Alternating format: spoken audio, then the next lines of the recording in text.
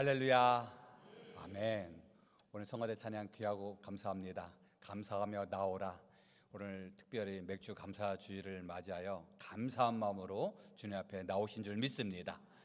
늘 하나님의 품 안에서 감사를 고백하며 기쁨과 즐거움과 행복 속에 살아가는 우리 모든 주님의 자녀가 되시길 간절히 축원합니다.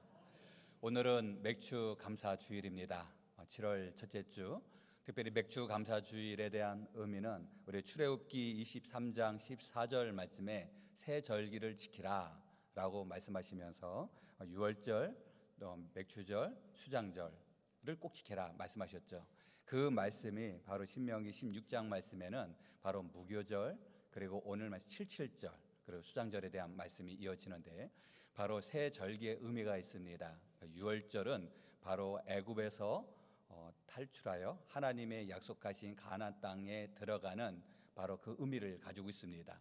그래서 유월절 하면 당시에 애굽에서 나올 때 애굽 왕이 보내주려고 하지 않았을 때 하나님의 뜻 안에서 10가지의 재앙이 있었죠. 마지막 10번째 재앙이 장자의 첫 것을 읽게 됩니다. 이 장자의 첫 것 이렇게 표현하는 이유는 사람에게도 장자가 있지만 동물에서도 첫 것이 있기에 바로 장자의 첫 것에 목숨을 잃는 이 아픔이 있었지요. 그러나 장자의 첫 것을 잃지 않았던 이스라엘 백성, 그것은 바로 하나님께서 어린 양의 피를 임방에 문설주에 바르면 죽음의 사자가 넘어간다. 그래서 우리는 유월절을 패스오버, 그래서 넘어서다, 이런 의미를 가지고 있습니다. 그리고 바로 유월절을 지내면서 급히 나와서 그들에게 먹을 것이 부족해서 그들이 무교병을 만들어 먹었는데, 이 무교병은 우리로 말하면 이렇게 표현해도 될까요? 안고 없는 찐빵. 그래서 사실 맛으로 먹는 것이 아니라 살고자 먹는 것. 그래서 무교병을 먹으면서 우리 조상들의 그 힘듦을 기억하자.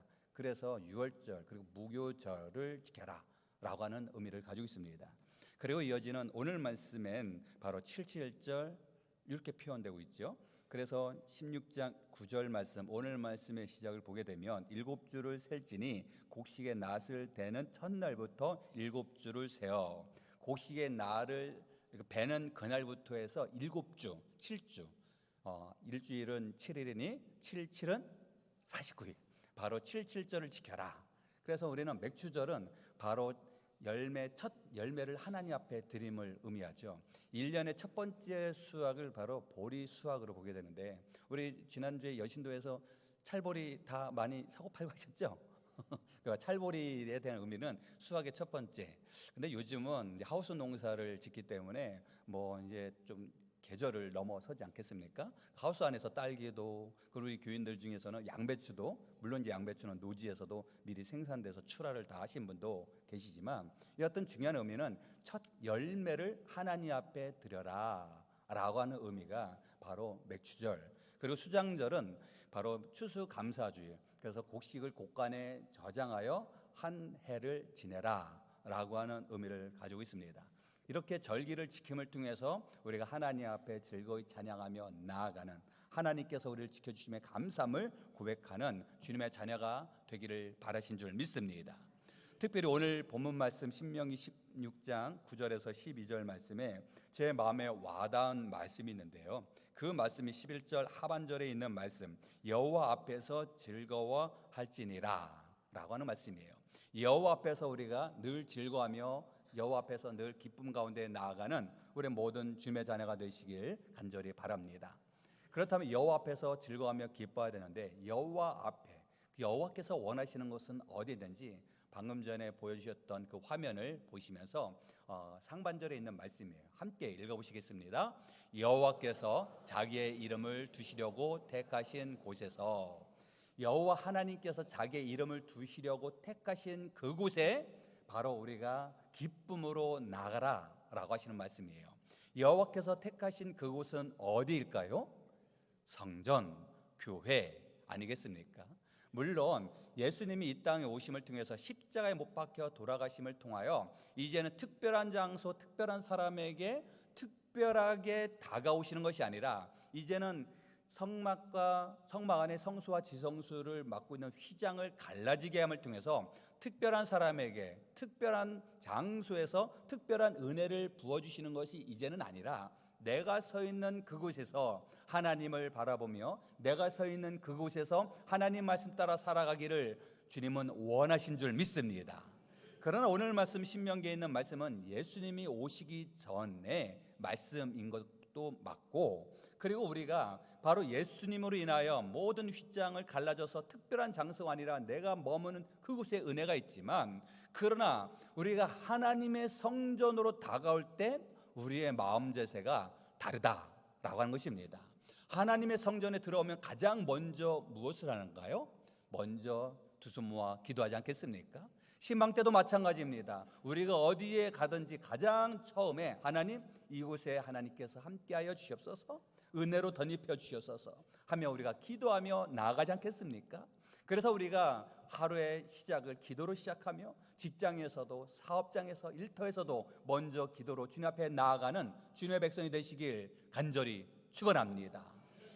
모든 곳에 하나님 앞에 기도로 나아가지만 특별히 하나님의 성전, 이 교회 안에 들어왔을 땐 바로 하나님의 임재하심, 바로 이곳은 예배를 드리는 예배의 저소, 그래서 우리가 이곳에서 주님 앞에 온전한 마음으로 나아가지 않았겠습니까?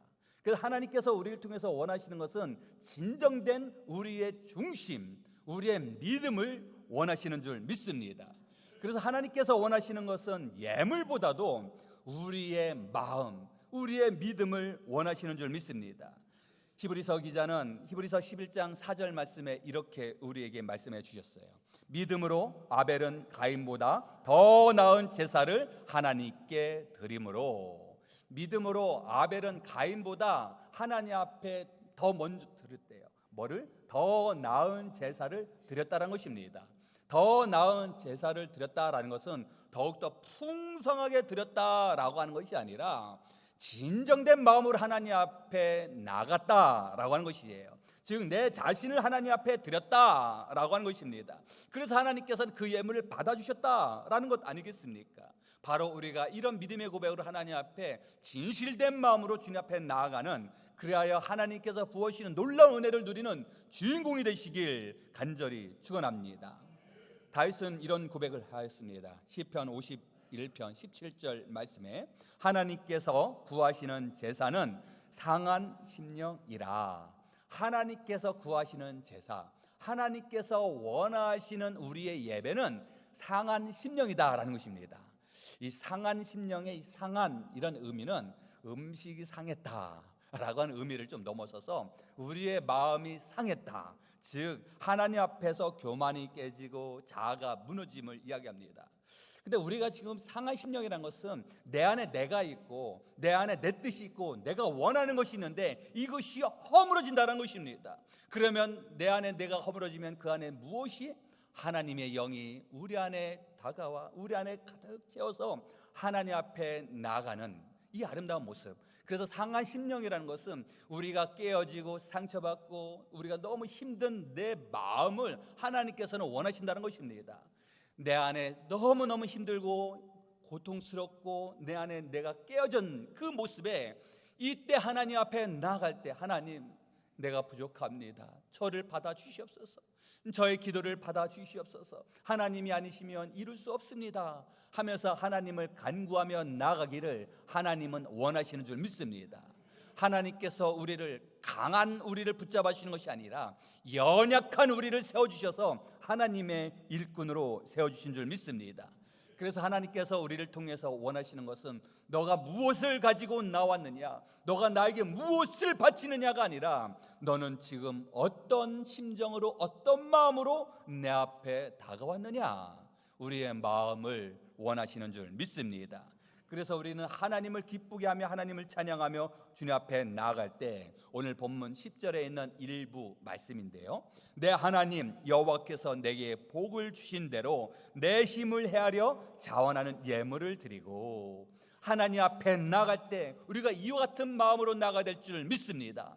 하나님 앞에 나아갈 때 내 힘을 헤아려 자원하는 예물을 드린다라는 것입니다.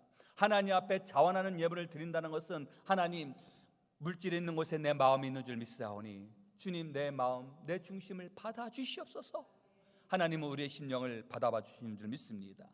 그런데 이 10절 방금 전에 본 말씀 안엔 하나님 여호와께서 내게 복을 주신 대로, 하나님께서 나에게 복을 주신 대로 하나님 감사합니다 자원하며 나간다는 것입니다. 우선순위는 하나님께서 나에게 은혜를 베풀어 주심에 감사를 고백하며 나간다는 것입니다. 우리 교회는 이런 분이 안 계시더라고요.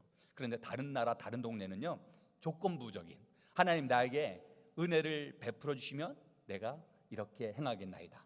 하나님, 기도 제목 아시죠? 나 지금 요 땅 거래를 해야 되는데 요 땅 거래를 하게 되면 11조를 하나님 앞에 드릴 테니 땅 거래를 하게 해 주십시오. 네, 지금 사업장에 이렇게 열었습니다. 풍성한 열매를 주시면 제가 하나님 앞에 바치겠나이다. 우선순위가 바뀌었다는 것입니다. 우선순위는 하나님을 기쁘게 하며 나아가는, 하나님 앞에 고개 숙이며 나아가는, 우리가 지금 무엇을 받아서 그것에 대한 일부를 하나님 앞에 드리는 것이 아니라 하나님께서 우리의 영혼을 붙잡아 주시고 하나님께서 예수 그리스도를 이 땅에 보내주셔서 예수 그리스도의 보혈의 피로 말미암아 우리를 구원하여 주셔서 하나님의 나라에 이르게 하신 이것 자체가 놀라운 은혜의 선물인 줄 믿습니다. 그래서 우리에게 주시는 가장 커다란 선물은 예수 그리스도, 또한 우리에게 여러 달란트를 주시고 또 우리에게 여러 감사의 내용들을 고백해 주심에 우리가 늘 기쁨 가운데 나아가시는 주님의 자녀가 되시길 간절히 축원합니다.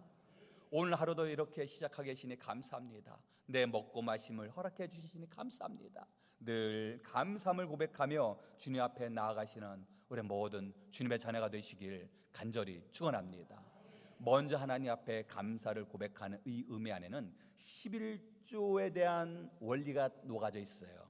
11조, 내 소득의 10의 1을 구별하여 그 이상을 하나님에 바치는 것. 그런데 11조를 하나님에 바치고 나서 그러면 10의 9은 이것은 내 것, 이것이 아니라는 것입니다.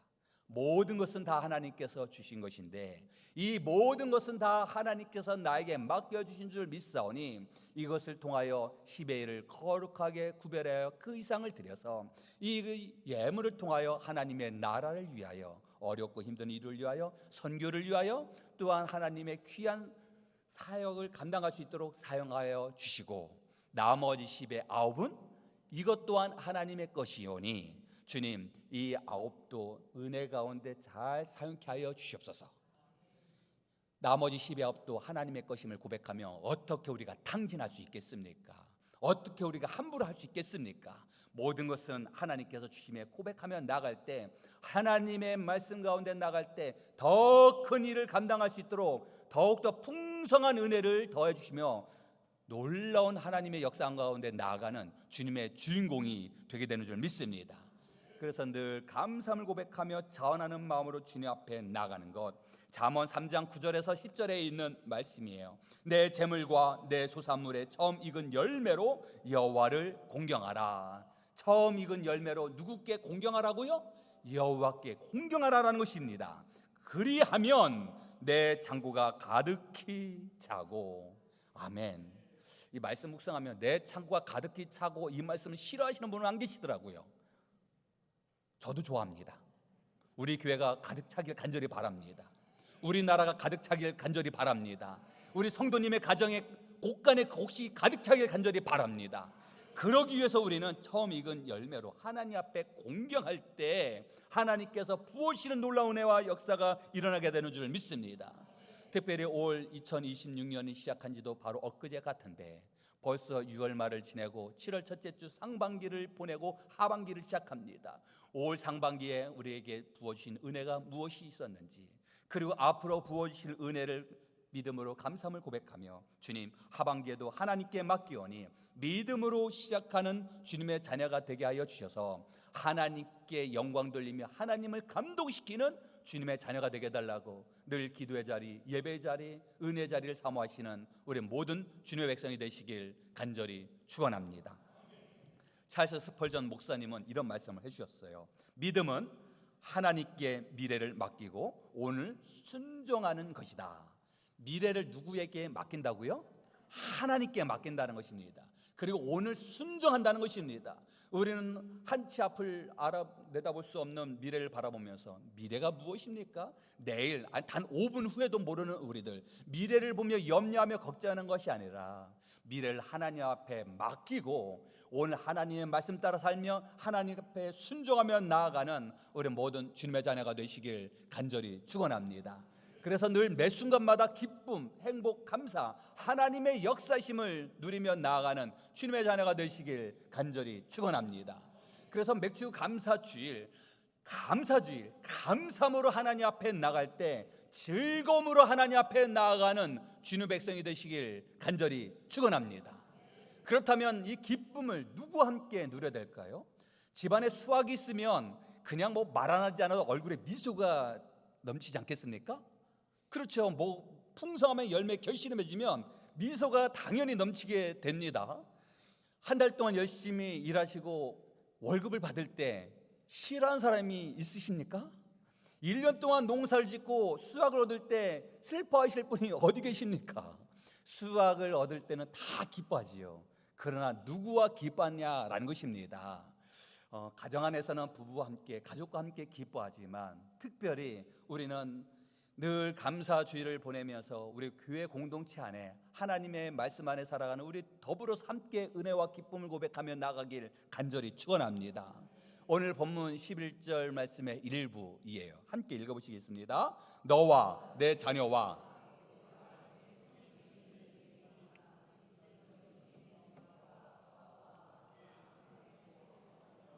아멘. 너는 너의 자녀와 노비와 레위인과 객과 고아와 가부와 함께 더불어 즐거워하라 라고 하시는 말씀이에요. 누군가는 즐거워하고 누군가는 거리를 두고 누군가에 더 관심 있고 누군가는 좀 거리를 두라는 것이 아니라 더불어서 함께 객과 과부와 함께 힘들고 어려운 이들과 함께 더불어서 하나가 되라 라고 하는 말씀입니다. 이와 같은 아름다운 모습이 초대교회의 모습이 된지를 우리는 알고 있지 않겠습니까? 더불어서 화합하여 하나의 모습, 바로 이 모습이 우리 교회 안에서의 모습이 되는 줄 믿습니다. 교회 안에서 더불어서 하나 되어 하나님을 경배하며 기뻐하며 더불어서 하나가 되어 즐거움을 고백하는 우리 모든 주님의 자녀. 그래서 오늘 오후 찬양 예배 땐 기관별 찬양 축제로 하나님 앞에 영광을 돌리지 않겠습니까? 20개의 기관과 또 특별 순서를 맡아서 함께 하나님을 찬양하며 기뻐함을 통해서 주님 상반기에 주신 은혜도 감사, 하반기에 부어주실 은혜를 감사, 매 순간마다 감사함을 고백하며 나가도록 은혜로 덧입혀 주시옵소서. 그래야 우리의 얼굴에 미소가 끊이지 않게 하시고 늘 기쁨, 감사, 충만함이 넘치는 주님의 자녀가 되게 해달라고 늘 기도로 승리하시는 우리 모든 분들이 되시길 간절히 축원합니다. 우리가 감사 속에 나갈 때 우리는 늘 표대를 향하여 주님 앞에 나아가는데 빌립보서 말씀엔 사도 바울은 이런 고백을 했습니다. 함께 읽어보시겠습니다. 형제들아, 나는 아직 내가 잡은 줄로 여기지 아니하고 오직 한 일, 즉 뒤에 있는 것은 잊어버리고 앞에 있는 것을 잡으려고 표대를 향하여 달려가노라. 아멘. 이 말씀에 뒤에 있는 것은 잊어버리고 표대를 향하여 달려가노라 라고 하는 이 말씀에는 복음을 향하여 달려감을 의미하게 되는데, 우리는 늘 뒤의 것을 잊어버린다 라고 하는 이 말씀 안에는 이 말씀에 과거를 잊어버리고 그리고 역사를 잊어버려라 라고 하는 말씀이 아니라, 과거에 힘듦 있고 어려움 있고 낙담하고 좌절한 일이 있다 할지라도 그것을 잊어버리고 앞을 향하여, 표대를 향하여, 십자가를 향하여 나가라 라고 하시는 말씀입니다. 이것은 너의 믿음에 연약한 부분이 있었느냐, 말씀 따라 살지 못한 부분이 있었느냐, 작정하며 성경 일독하려고 다짐했는데 반년이 지났는데 지금 아직 창세기를 못 넘어가지고 낙담하고 좌절한 이들이 있느냐, 뒤의 것은 잊어버리고 표대를 향하여 나가라 라고 하시는 말씀이에요. 학생들에게는 시험 기간에 중간고사를 망쳤다고 포기하지 말고 다시 잊어버리고 새로운 마음으로 기말고사 준비하자. 1학년 때 열심히 못해서 좀 낙담하고 좌절해도 잊어버리고 새로운 마음으로 하자라고 하는 말씀입니다. 신앙생활도 마찬가지입니다. 이전에는 힘들고 어렵고 또 이런저런 연유로 인해서 올바로 하나님을 기쁘게 하지 못했다 한다 할지라도 그걸 잊어버리고 표대를 향하여 나가라 라고 하시는 말씀. 바로 우리가 이런 믿음의 모습으로 특별히 오늘 이 시간 내 믿음, 내 신앙을 점검하는 은혜 시간이 되시길 간절히 축원합니다. 올 한 해 상반기에 하나님께서 얼마나 나를 보고 기뻐하실까?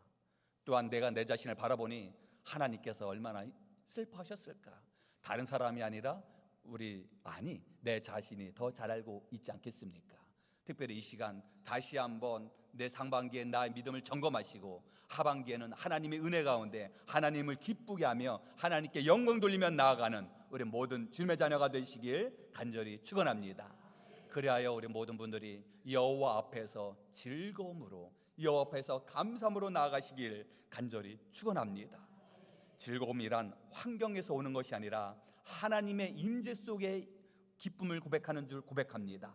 첫 열매는, 이 풍성함의 열매는 하나님을 신뢰하기 때문에 드리는 우리의 믿음의 고백, 또한 우리 온 공동체가 함께 더불어 하나님 앞에 나아감을 통하여 우리가 우리의 삶 가운데 두려움이 있을 때 믿음으로 이기게 하여 주옵시고, 염려와 어려움의 문제를 하나님 말씀에 순종하며 이기게 하여 주옵시고, 원망하며 불평보단 하나님을 찬양하며 하나님 앞에 헌신하며 섬길 때 머뭇거리는 것이 아니라 앞서서 헌신하며 하나님 앞에 나아가는 주님의 자녀가 되게 하여 주셔서 하나님께서 약속하신 놀라운 은혜를 누리는 주인공이 되시는 주님의 자녀가 되시길 간절히 축원합니다.